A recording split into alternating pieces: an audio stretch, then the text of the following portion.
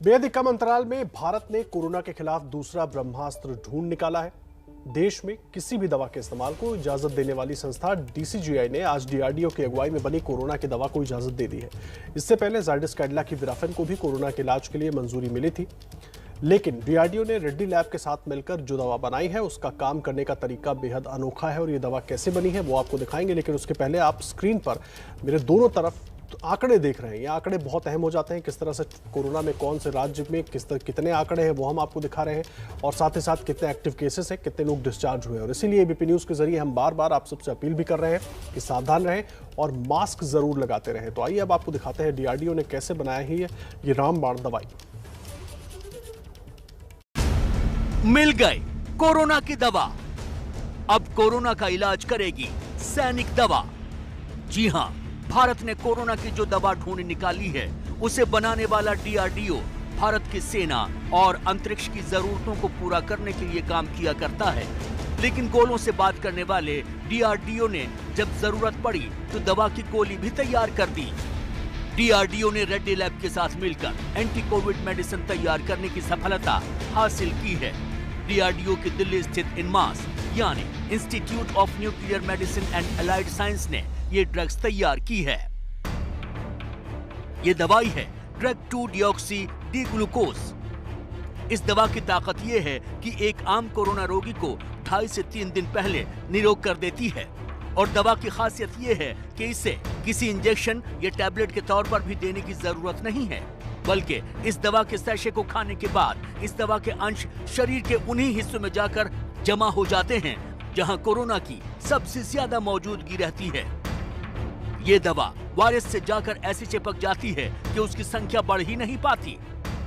एक तरह से मेडिकल की दुनिया में ये बेहद क्रांतिकारी तकनीक भी साबित हो सकती है। ये एक मॉलिक्यूल है 2-डिऑक्सी डी ग्लूकोज, जिसको हमने टेस्ट करना शुरू किया था अप्रैल 2020 में।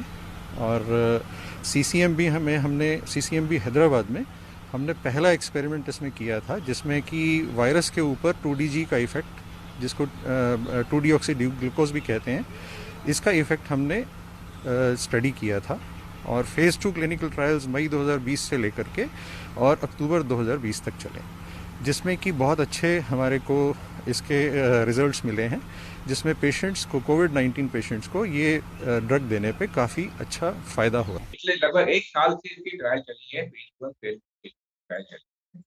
अब देखिए, जो शब्द रामबाण इस्तेमाल किया जाता है, मैं समझता हूँ इस शब्द को ऐसे देखना चाहिए कि हाँ, काफ़ी हद तक प्रभावी सिद्ध होगा। खास बात ये है कि 2-डिऑक्सी ग्लूकोज का जो काम करने का तरीका है, बाकी दवाइयों से अलग हटके। तो मैं कहूँगा कि हमें एक नया तरीका मिल गया है कोरोना से लड़ने के लिए, एक नया हथियार मिल गया है। मिला जुलाकर देश के सामने मौजूद सबसे बड़ी चुनौती के वक्त डीआरडीओ की ये कामयाबी बेहद अहम है।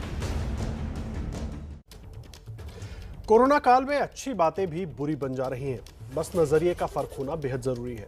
बिहार कोरोना की मार से बेहाल है, लेकिन राजनीति फिर भी चरम पर है और ताजा राजनीति हो रही है एम्बुलेंस के नाम पर। लेकिन ये राजनीति किसी कालाबाजारी को लेकर नहीं, बल्कि इसलिए हो रही है क्योंकि एम्बुलेंस को खरीदने के बाद पर्दे के पीछे छिपाने को लेकर और मामला सामने आया है सारण जिले के अमनौर से। पूर्व केंद्रीय मंत्री राजीव प्रताप रूड़ी के पैतृक गांव से और मामले को तूल दिया है पूर्व सांसद पप्पू यादव ने।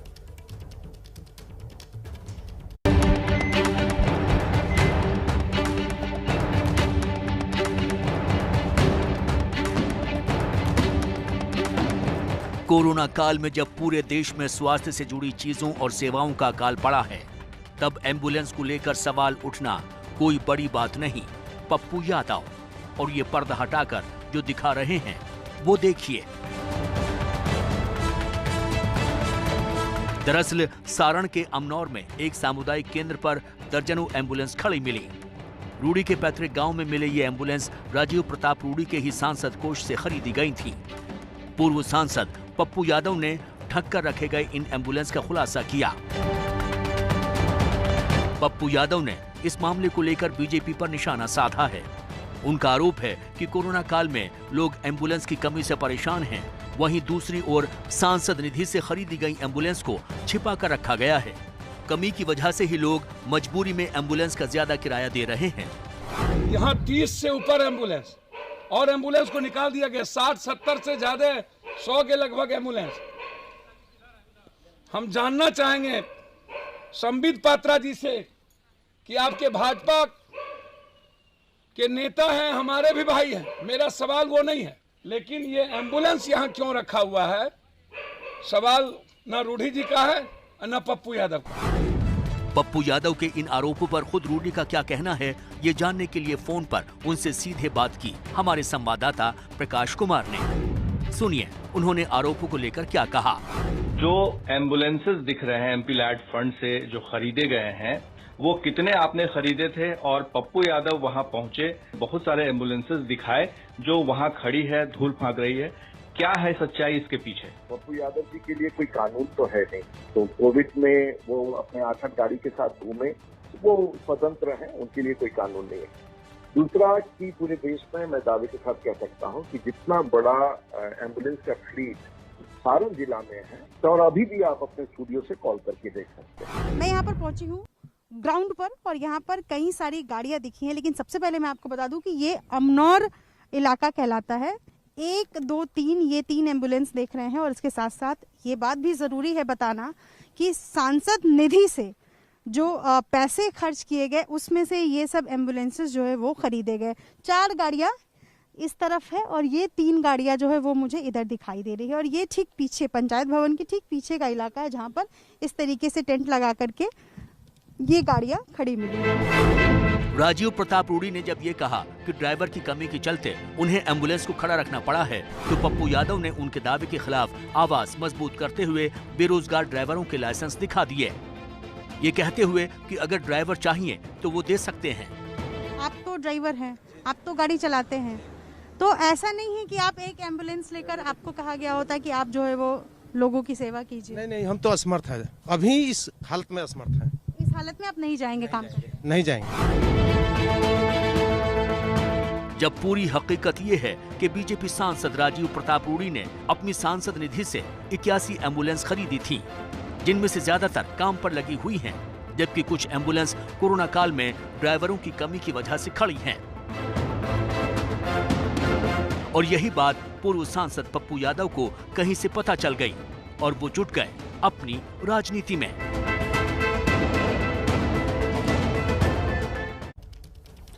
कोरोना काल में जिस वक्त पूरी मानवता एक दुश्मन से लड़ रही है, उस वक्त कुछ लोग ऐसे भी हैं जो मानवता के साथ खिलवाड़ कर रहे हैं। देश भर में फैली महामारी के वक्त चंद लोग पैसों की खातिर लोगों की मजबूरी का फायदा उठा रहे हैं। रोजाना ऐसे मामले आ रहे हैं, लेकिन आज जिन मामलों को हम आपके सामने रखने वाले हैं, उनको देखने के बाद तो आप भी कहेंगे कि ऐसे लोगों पर ऐसी कार्रवाई होनी चाहिए कि उदाहरण बन जाए, ताकि आगे से कोई भी ऐसा करने की सोचे भी ना। ये है दिल्ली से सटा गुरुग्राम, सपनों को साकार करने वाला शहर। लेकिन यहाँ एक परिवार के साथ कुछ ऐसा हुआ जिसकी कल्पना किसी ने सपने में भी नहीं की होगी। कोरोना काल में जब लोगों को इलाज के लिए अस्पताल नहीं मिल रहे, ऑक्सीजन बेड नहीं मिल रहे, ऐसे में मजबूर होकर कोरोना मरीजों को जहां भी जगह मिल रही है वहीं का रुख करने को मजबूर हैं। लेकिन कुछ लोग ऐसे भी हैं जिनके लिए लोगों की इसी मजबूरी में मौका बन जाता है।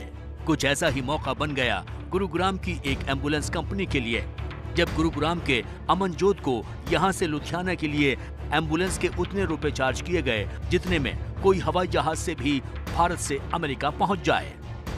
मामला सामने आने के बाद कार्रवाई की गई। अब बात करते हैं देश के सबसे बड़े राज्य उत्तर प्रदेश की, जहां ऑक्सीजन वाले एम्बुलेंस के 30 से 35 किलोमीटर के लिए वसूले जा रहे हैं 10-10 हजार रुपए। यही हाल दिखा फैजाबाद रोड के चंदन अस्पताल के बाहर, जहां हमसे मांगे गए 8,000 रुपए। तो रिफिल तो हो जा रहा, नया नहीं मिल रहा। रिफिल में ही तो नहीं हो रहा। रिफिलिंग तो हो ही रही है भाई, मरीज डॉक्टर को पर्चा चाहिए और रिफिलिंग हो जाएगी। 3 दिन में मतलब एक तो प्लांट में वो लग के ब्लास्ट हो गया। हॉस्पिटल का नाम डाल के लेके जा रहे हैं, अपने गाड़ी का भी नहीं लेके जा रहे हैं ना, हॉस्पिटल का नाम लेके 10,000 रुपये ज्यादा ठीक करो। इसके बाद लखनऊ के प्रतिष्ठित अस्पताल KGMU की बारी आई, जहां एक एम्बुलेंस वाले ने बस्ती से एक कोविड मरीज को लखनऊ तक लाने की बात की। इसके लिए हमसे 30,000 रुपए मांगे गए। 30,000 देने पड़ेंगे। 30,000? 30,000। 200 किलोमीटर जाना है यार। हैं? तो ऑक्सीजन बहुत ज्यादा, एक सिलेंडर खर्चा होगा। नॉर्मल होता तो कोई बात नहीं। खैर, ये सारा कुछ होने के बाद शुक्रवार शाम को खबर आती है कि निजी एम्बुलेंस के रेट जिला अधिकारी के स्तर से तय कर दिए गए हैं। इसके तहत बिना ऑक्सीजन सुविधा के लिए 10 किलोमीटर तक एम्बुलेंस चलेगी तो 1,000 रुपए और इसके बाद प्रति किलोमीटर के 100 रुपए देने होंगे। हालांकि एम्बुलेंस की कालाबाजारी के मामले बढ़ने के बाद उत्तर प्रदेश की राजधानी में तो जैसे तैसे दरें तय कर दी गई हैं, लेकिन बाकी जिलों में लूट का आलम अभी भी बरकरार है। जिनके मामले में बार मार खाने के बाद दिल्ली वैक्सीनेशन में कुछ हासिल कर पाए, इसके लिए भी केंद्र की मदद की ही जरूरत है। दिल्ली के मुख्यमंत्री अरविंद केजरीवाल जिस तरह वैक्सीनेशन केंद्र का जायजा ले रहे हैं, उससे साफ जाहिर है कि उनकी सरकार का फोकस अब वैक्सीनेशन को बेहतर बनाने पर है। अब अरविंद केजरीवाल ने दिल्ली में वैक्सीन की सप्लाई को लेकर सवाल खड़े किए हैं। उनका कहना है कि राजधानी को 3 करोड़ टीके की जरूरत है, लेकिन सिर्फ 40 लाख डोज की ही सप्लाई हुई है। 18 साल से ऊपर वाले लगभग 1.5 करोड़ लोग हो गए। 50 लाख लोग 18 साल से कम उम्र के हैं और बाकी 1.5 करोड़ लोग 18 साल से ज़्यादा उम्र के हैं। इन 1.5 करोड़ लोगों को 2 करोड़ वैक्सीन लगाने हैं, तो 3 करोड़ वैक्सीन चाहिए।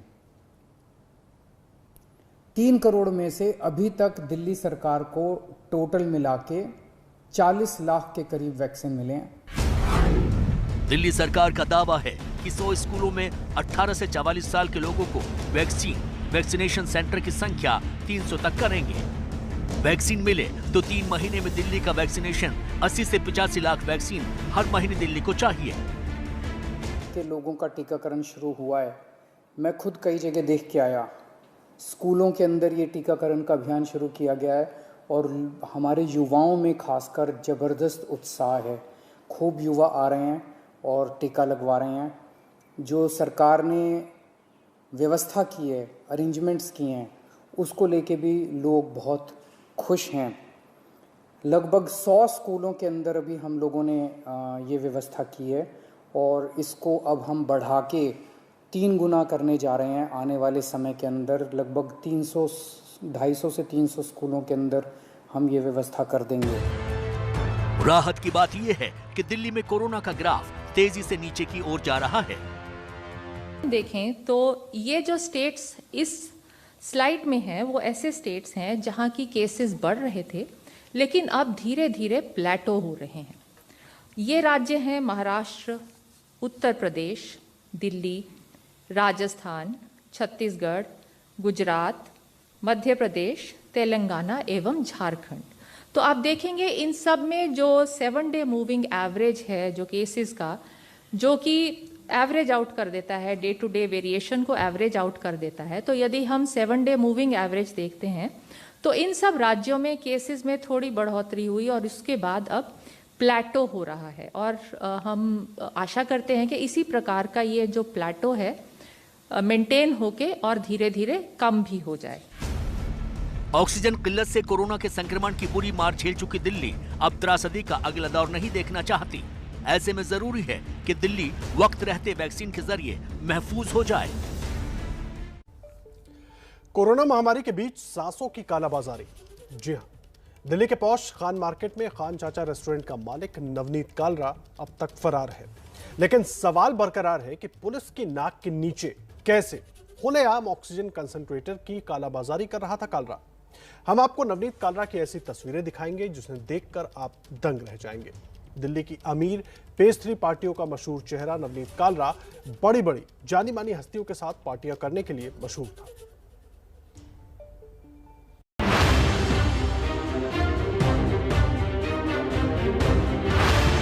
इस तस्वीर में सांसों की कालाबाजारी करने वाला खान चाचा रेस्टोरेंट का मालिक नवनीत कालरा टीम इंडिया के पूर्व कप्तान के साथ है। और भी कई तस्वीरें हैं जिसमें टीम इंडिया के एक से एक मशहूर क्रिकेटरों या बड़े फिल्मी सितारों के साथ नवनीत कालरा पार्टी करता या हंसता मुस्कुराता दिख रहा है। ऐसी न जाने कितनी तस्वीरें नवनीत कालरा के सोशल मीडिया पर हैं, जिसमें वो बड़ी बड़ी हस्तियों के साथ है। ये तस्वीरें देखकर यकीनन आप हैरान होंगे। दरअसल दिल्ली के कई महंगे रेस्टोरेंट का मालिक नवनीत कालरा दिल्ली के पार्टी सर्किट का जाना माना नाम बन चुका था।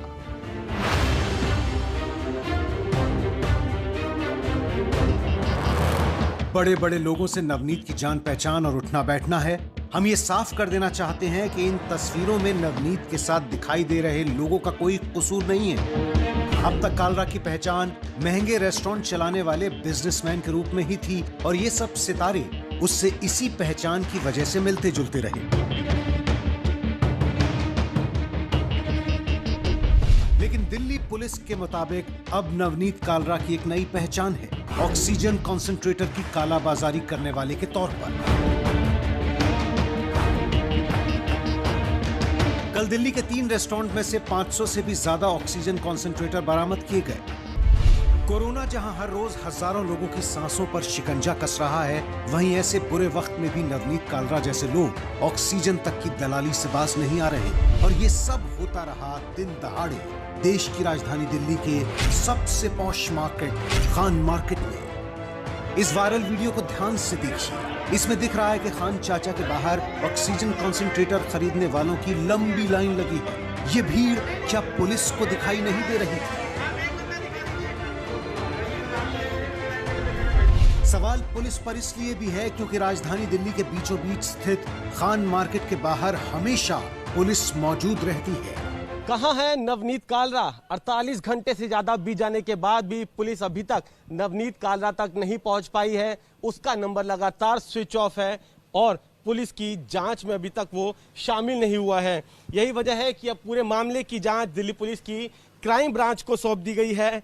कई ऐसे सवाल है जो पुलिस को भी कटघरे में खड़ा कर रहे हैं, क्योंकि ऐसे वीडियो वायरल होकर सामने आए हैं जिसमें नजर आ रहा है कि बड़ी संख्या में ठीक इसी खान चाचा रेस्टोरेंट के बाहर यहां पर लोग लाइन लगाकर खड़े हैं ऑक्सीजन कंसंट्रेटर खरीदने के लिए। यानी कि यहां पर बड़ी संख्या में लोग पहुंचते थे, ऑक्सीजन कंसंट्रेटर खरीदते थे।